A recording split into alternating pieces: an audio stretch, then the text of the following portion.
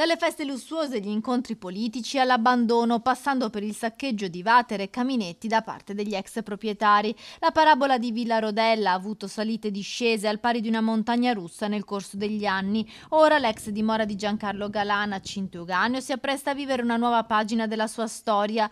L'Agenzia del Demanio ha avviato la concessione a canone agevolato alla Fondazione Essenziale ETS, così Villa Rodella per i prossimi 45 anni ospiterà laboratori, residenze artistiche, iniziative culturali, percorsi di turismo sostenibile, momenti di aggregazione e inclusione rivolti al territorio e ai suoi abitanti. Il progetto proposto dall'associazione prevede un investimento economico di 637.000 euro. La villa, ai piedi dei Colli Ugani, è diventata di proprietà statale dopo la confisca seguita alle condanne nel processo per le tangenti sul Mose di Venezia dell'ex governatore del Veneto Galan, che prima di abbandonare definitivamente la dimora aveva portato via Vatere e termosifoni, provocando anche dei danni.